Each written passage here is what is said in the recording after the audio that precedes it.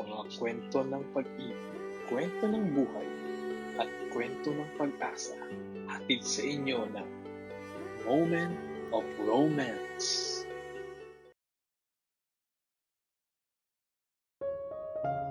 Tahimik na dalaga lamang si Wendy.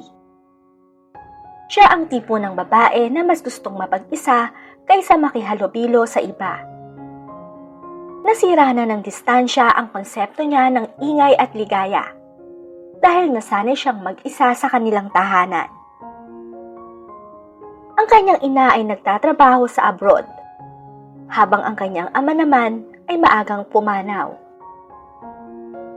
Sa piling ng kanyang lola neneng siya lumaki.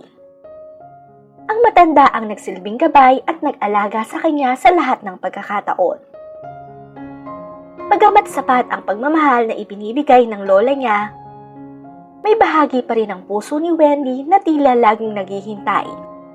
Naghahanap ng ingay na hindi galing sa telebisyon, kundi sa tawanan ng isang kompletong pamilya. Isang hapon, habang nag-iisa si Wendy sa kanilang terrace at pinapanood ang paglubog ng araw, lumapit sa kanya si Lola Nene. Dala ang isang mainit na tasa ng tsokolate. "Masyado yatang malalim ang iniisip mo, Apo," malumanay na sabi ng matanda. Ngumiti ng pilit si Wendy. "Iniisip ko lang, Pola, kung kailan kaya uli magiging maingay ang bahay natin.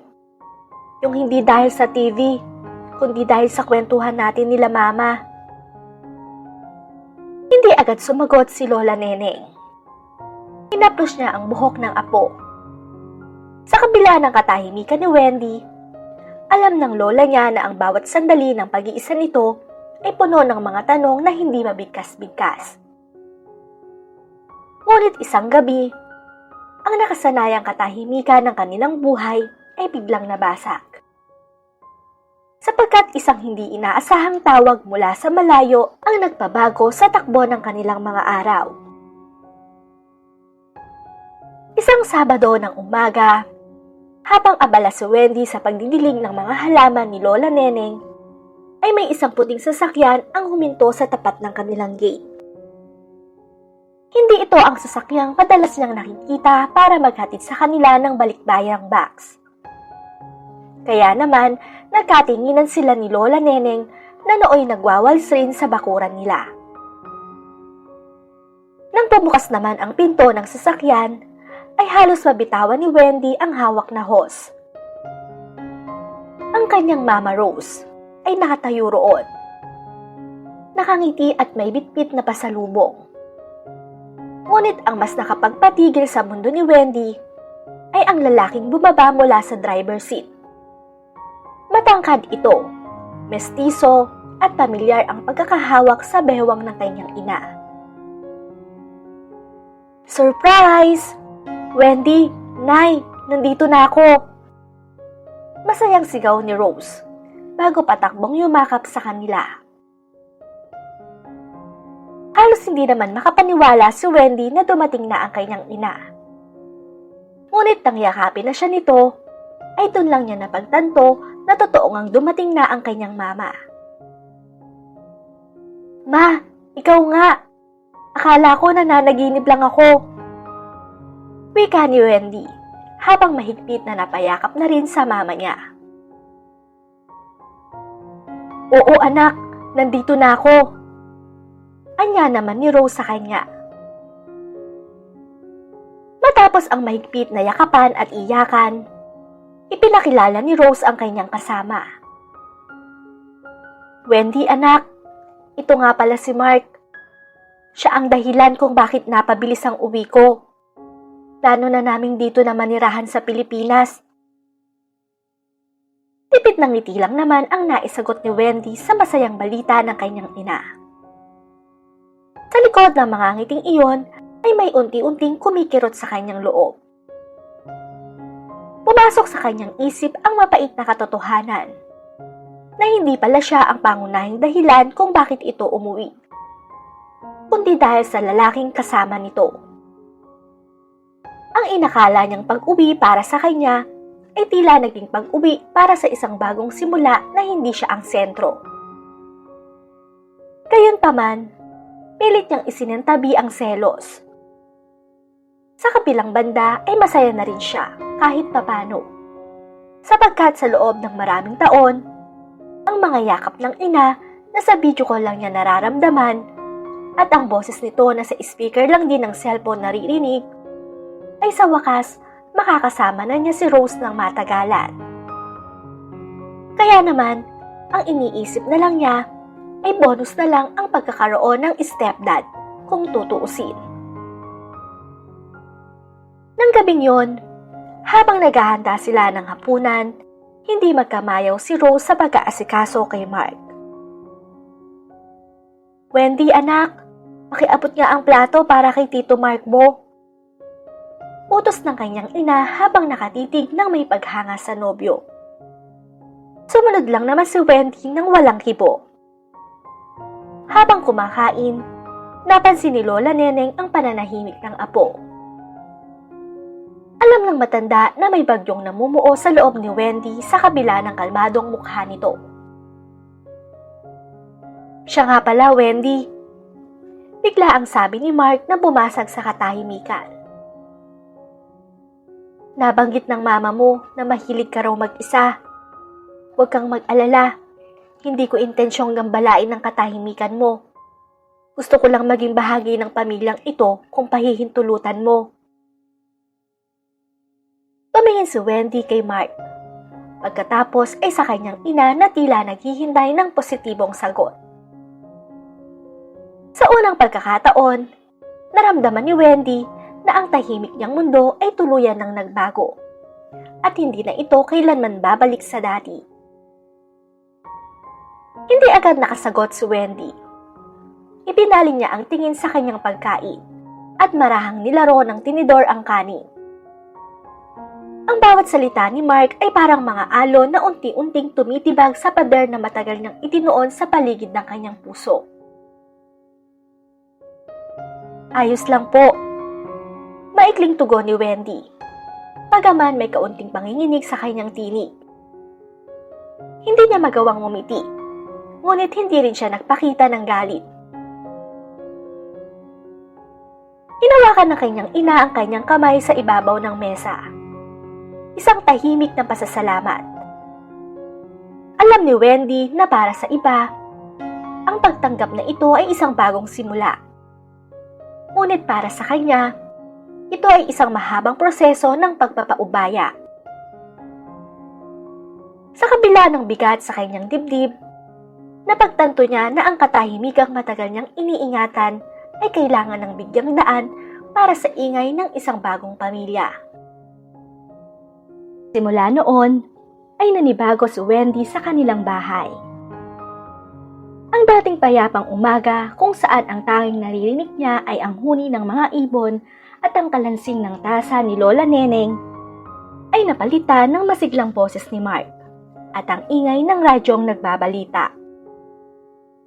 Ang bawat sulok ng bahay na dati ay sa kanila lang ng kanyang ina at lola, ngayon ay tila may dayuhan ng sumasako. Hindi na rin siya sanay na may ibang sapato sa tapat ng pinto o may ibang taong nagtatanong kung kamusta ang naging araw niya sa tuwing uuwi siya galing eskwela. Madalas, mas pinipili ni Wendy na manatili sa loob ng kanyang silid. Doon, sa kabila ng 4 na sulok ng kanyang kwarto, pilit niyang hinahanap ang pamilyar na katahimikang unti-unting ninanakaw ng bagong sitwasyon. Isang gabi, habang nag-aaral, narinig niya ang tawanan ng kanyang ina at ni Mark mula sa kusina. Isang tunog ito ng kaligayahan na matagal niyang hindi naririnig sa kanyang ina. Isang bagay na nagpabigay sala sa kanya. Gusto niyang maging masaya para sa kanyang mama. Pero bakit tila may bahagi sa kanya na nangungulila sa dating sila lang?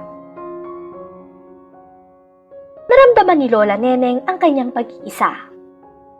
Pumasok ang matanda sa kanyang silid at marahang naupo sa gilid ng kama. Ang pagbabago, Apo, ay parang bagong sapatos. Malambing na sabi ng lola. Sa una, masakit at nakakapaltos. Pero habang tumatagal at nasasanay ang iyong mga paa, hindi mo mapapansing malayo na pala ang narating mo gamit ito. Napatingin si Wendy sa bintana. Hindi niya alam kung kailan siya masasanay o kung gusto pa niyang masanay. Ang alam lang niya, sa bawat araw na lumilipas, kailangan niyang matutunang humakbang sa mundong hindi na lamang sa kanya, kundi bahagi na rin ng iba. Kaya naman, kahit medyo naiilang pa sa kanyang Tito Mark, ay pilit pa rin niya itong pinakikisamahan. Lalo na nga't napakabait naman ito sa kanya. Subalit sa paglipas ng mga araw, habang unti-unti niyang nakikilala ang lalaki, hindi akalain ni Wendy na mahuhulog ng ganoon na lamang ang loob niya sa kanyang tito. Isang paghanga at pagtitiwala na higit pa sa kanyang inaasahan. Isang araw, habang abala ang kanyang ina sa maliit na grocery na itinayo nila malapit sa palengke, si Mark ang nagpresentang maghatid sa kanya patungong eskwelahan. Magko-commute na nga lang sana siya katulad ng dati. Pero sadyang mapilit ang kanyang tito na ihatid siya gamit ang sasakyan nito. Wala naman siyang nagawa kundi ang pumayag. Nang bubuksan na ni Wendy ang pinto sa likod, nagulat siya nang pigilan siya nito at sa halip ay pinaupo siya sa harapan, sa tabi ng driver's seat. Wala rin naman siyang nagawa kundi pagbigyan ito, bagaman nagsisimula nang bumilis ang tibok ng kanyang puso. Subalit sa loob ng sasakyan, isang hindi inaasahang pakiramdam ang unti-unting bumalot sa kanila. Habang binabagtas nila ang daan, ang dating malawak na espasyo sa loob ng sasakyan ay tila naging masikip at puno ng tensyon. Pinatay ni Mark ang radyo at ang katahimikan ay napalitan ng tunog ng aircon na tila hindi sapat upang pawiin ang biglang pag-init ng atmosphere sa loob. Naramdaman ni Wendy ang bawat paggalaw ni Mark sa manibela. Sa isang pagkakataon, nang kailangang mag-shift ng gear ni Mark, aksidenteng sumagi ang likod ng kamay nito sa hita ni Wendy. Imbes na agad itong bawiin, tila nagtagal ng ilang segundo ang tampi ng mainit nitong balat. Isang kakaibang kuryente ang gumuhit sa buong katawan ni Wendy, na nagpaakyat ng dugo sa kanyang mga pisngi. Ayos ka lang ba, Wendy? Mahinang tanong ni Mark. Ang boses nito ay mas malalim kaysa sa dati. Tila ang pahiwatig na hindi maipaliwanag. Tumingin si Mark sa kanya, at sa sandaling magtagpo ang kanilang mga mata, nakita ni Wendy ang isang titig na hindi niya nakikita kapag kaharap ang kanyang ina. Ito ay isang titig na puno ng paghanga at pagkapit. Isang tingin na nagparamdam kay Wendy na hindi na lamang siya isang anak sa paningin ng lalaki. Hindi nakasagot si Wendy. Napakapit siya ng mahigpit sa kanyang bag, habang ang init na nagmumula sa tabi niya ay tila mas lalong nagpapagulo sa kanyang isipan. Alam niyang mali, alam niyang mapanganib. Ngunit sa bawat segundong lumilipas, ang init na hatid ni Mark ay unti-unting tumitibag sa huling pader ng kanyang pag-aalinlangan. Nung una, hindi pa mawari ni Wendy kung ano ang tunay niyang nararamdaman. Ngunit sa paglipas ng mga araw, habang lalong nagtatagal ang pagsasama nila ni Mark, unti-unting nagbabago ang kanyang pakikitungo rito. Kung dati ay pinagseselosan niya ang lalaki tuwing nakikitang inaasikaso ito ng kanyang ina, matapos naman ang tagpong iyon sa sasakyan, ay tila nag-iba ang ihip ng hangin. nagugustuhan na niya ang nobyo ng kanyang ina. Sa edad na 20, ni minsan ay hindi pa siya nagkakaroon ng nobyo. May mga nanliligaw naman sa kanya, ngunit kailanman ay hindi niya ito naging prioridad. Subalit sa tuwing nakakasama niya ang kanyang tito, tila may kung anong bahagi ng kanyang pagkatao ang nagtutulak sa kanya na mahulog ng tuluyan dito. Isang mapanganib na damdaming hindi niya mapigilan, gaano man niya subukang umiwas. Hindi na lamang basta paghanga ang nararamdaman niya rito. Ito ay naging isang malalim na pagkauhaw sa atensyong tanging si Mark lang ang nakakapagbigay. Sa tuwing magtatagpo ang kanilang mga balat sa simpleng pag-abot ng platito o kapag nagkakasalubong sila sa madilim na pasilyo ng bahay sa gabi, nararamdaman ni Wendy ang isang uri ng kuryenteng nagpapahina sa kanyang mga tuhod. Isang gabi, habang nagluluto ang kanyang ina sa labas, naiwan silang dalawa ni Mark sa sala. Nakatitig si Wendy sa TV, pero ang buong atensyon niya ay nasa lalaking nakaupo sa kabilang dulo ng sopa. Ramdam niya ang titig ni Mark sa kanya. Isang titig na hindi nagtatanong, kundi nag-aanyaya. Wendy, tawag nito sa isang mababang boses na tila humahaplo sa kanyang pandinig. Bakit parang iniiwasan mo ko simula nung inihatid kita? Hindi po sa ganoon. Mahinang sagot ni Wendy, habang pilit na pinapakalma ang mabilis na tibok ng kanyang puso. Tumayo si Mark at lumapit sa kanya. Umupo ito ng sapat na malapit upang maamoy ni Wendy ang bango nito.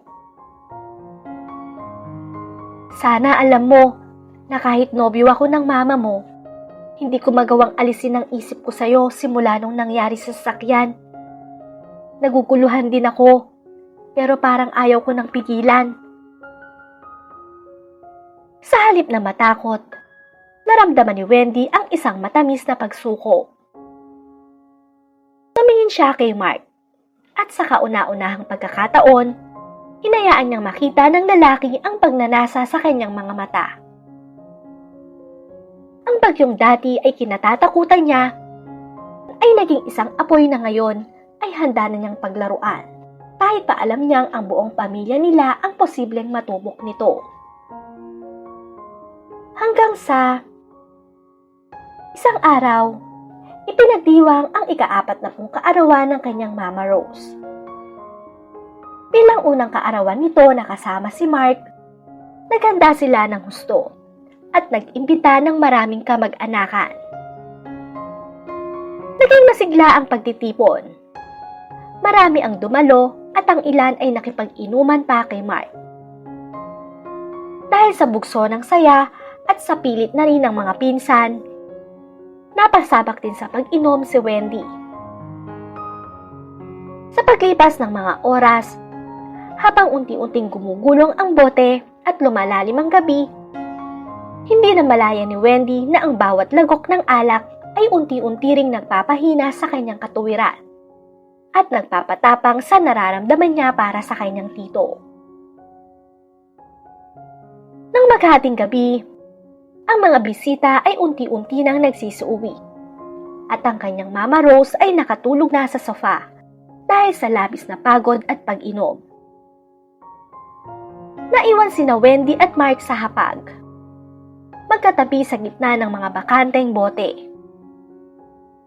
Ang paningin ni Wendy ay hilong-hilo na, at ang init ng alak sa kanyang katawan ay tila sumasabay sa init ng titig ni Mark. Lasing ka na, Wendy. Ihahatid na kita sa kwarto mo. Bulong ni Mark. Ang boses nito ay paos at puno ng pagnanasa. Inalalayan ni Mark si Wendy habang pasuray-suray itong naglalakad. Pagpasok sa loob ng silid, sa halip na iwan ang dalaga sa kama, nanatili si Mark sa tabi nito. Sa dilim ng kwarto, kung saan tanging liwanag ng buwan mula sa bintana ang anino, hindi na nakayanan ni Wendy na pigilan ang sarili. Hinawakan niya ang kamay ni Mark at hinila ito palapit sa kanya. "Tito," mahinang sambit ni Wendy. Ang kanyang mga mata ay nagniningning sa ilalim ng impluwensya ng alak. Sa sandaling yon, ang huling hibla ng pag-aalinlangan ni Mark ay tuluyan ng naputol. Ang init na matagal na nilang kinikimkim sa tuwing magkakatinginan sila sa harap ng hapagkainan ay sumabog. Isang mapusok na halik ang ibinigay ni Mark na agad namang tinugon ni Wendy ng mahigit na pagnanasa. Sa bawat haplos at galaw sa loob ng silid na yon, nalimutan nila ang katotohanang may natutulog na ina sa kabilang silid at may pamilyang nakataya. Nangyari ang hindi dapat mangyari. Sa pagitan ng mga buntong hininga at nakalulunod na init ng kanilang mga katawan, sinultukan ni na Wendy at Mark ang kanilang pagkakaugnay bilang pamilya at sinimulan ang isang lihim na ugnayang puno ng tamis, ngunit tiyak na may kalakip na pait sa hinaharap. Kinabukasan, nagising si Wendy na may bigat na pakiramdam. Hindi dahil sa hangover mula sa alak, kundi dahil sa bigat ng katotohanang nagbago na ang lahat. Paglabas niya ng silid, nakita niya ang kanyang Mama Rose na masayang naglilinis ng mga pinagkainan kagabi. Habang si Mark ay kalmadong nagkakape sa hapag, tila walang anumang nangyari. "Gising ka na pala, Wendy," bati ni Mark. Ang kanyang boses ay formal, ngunit ang kanyang mga mata ay panandaliang humalik sa mga mata ng dalaga. Isang lihim na mensaheng sila lang ang nakakaalam. "Opo, Tito," tipid na sagot ni Wendy, bago mabilis na umiwas ng tingin. Dito nagsimula ang kanilang dobleng buhay.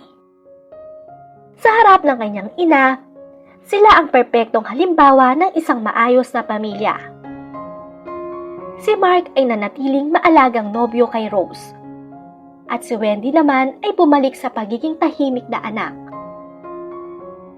Ngunit sa likod ng mga saradong pinto, sa tuwing umaalis ang kanyang ina at lola para tumao sa grocery, ang bahay ay nagiging saksi sa kanilang mga nakaw na sandali. Naging dalubhasa sila sa pagbabasa ng bawat kilos. Ang isang mahinang katok sa pinto ng banyo, ang pag-iwan ng bukas na bintana, o ang simpleng paghaplos sa kamay sa ilalim ng mesa habang kumakain. Ang mga ito ay naging hudyat ng kanilang mga palihim na pagkikita. Sa bawat haplos ni Mark, unti-unting nabubura sa isipan ni Wendy ang mukha ng kanyang ina. Ang pakiramdam ng pagiging espesyal sa mga mata ni Mark ay naging isang addiction na hindi niya kayang talikuran. Subalit sa kabila ng tamis, unti-unti ring sumusulpot ang paranoia. Bawat kalansing ng susi sa pinto ay nagpapatalon sa puso ni Wendy. Bawat tanong ni Mama Rose tungkol sa kung bakit tila blooming siya ay nagdudulot ng kaba. Isang hapon, habang magkasama sina Wendy at Mark sa sopa, habang wala ang kanyang ina, biglang tumunog ang telepono sa sala. Muntik na silang mahulog sa gulat dahil sa tindi ng tensyon. Habang kinakausap ni Mark ang kanyang ina sa telepono ng may buong galing na pagpapanggap, napatingin si Wendy sa salamin. Hindi na niya makilala ang sarili. Ang dating inosenteng anak ay isa na ngayong kaagaw ng sariling ina. Nalulunod siya sa isang ugnayang alam niyang sa isang maling hakbang lang ay tuluyang wawasak sa lahat ng mayroon sila. Nang ibaba ni Mark ang telepono, lumingon siya kay Wendy na may mapanuksong ngiti. Tila ipinagmamalaki ang kanyang kakayahang magsinungaling sa harap ng kanyang asawa. Pauwi na siya, pero may oras pa tayo. Bulong ni Mark sabay haplos sa pisngi ng dalaga. Ngunit hindi na tumugon si Wendy. Ang titig niya ay nanatiling nakapako sa salamin. Doon, nakita niya ang anino ng isang babaeng nawalan na ng dangal. Isang anak na nagawang itaya ang kaligayahan ng ina para sa isang nakaw na init. Sa bawat haplos ni Mark, tila may bahagi ng kanyang pagkatao ang namamatay. Tito, tama na. Mahinang sabi ni Wendy habang marahang inilalayo ang kamay ng lalaki. Bakit? Ngayon ka pa ba susuko? Tanong ni Mark. Ang boses ay may halong inis at pagtataka. Hindi ko na kaya, sagot ni Wendy, habang ang mga luha ay nagsisimula ng pumatak. Sa tuwing yayakapin mo ko, naririnig ko ang boses ni Mama na nagtitiwala sa atin. Ang akala ko ay pag-ibig to, pero isa lang pala tong laro na tayo lang ang nananalo, habang siya ang unti-unting namamatay nang hindi niya alam. Tumayo si Wendy at lumayo. Iniwan si Mark na nakaupo sa sopa. Hindi na niya hinintay ang sagot ng lalaki. Pumasok siya sa kanyang silid at doon ay humagulgol ng tahimik. Sa labas, narinig niya ang pag-andar ng sasakyan ng kanyang ina. Ang hudyat ng pagbabalik ng realidad. Simula noon, pinili ni Wendy ang manahimik. Ang kanilang lihim ay nanatiling isang madilim na bahagi ng kanilang tahanan. Walang seryosong pag-amin, walang iskandalo, ngunit ang bawat tingin ni Wendy sa kanyang ina ay puno na ng pagsisisi. Natutunan niya na ang ilang uri ng pag-ibig ay hindi dapat pinaglalaban. Dahil ang pundasyon nito ay hindi init ng damdamin, kundi ang pagkawasak ng isang pamilyang kailanman ay hindi na mabubuo pang muli sa kanyang paningin.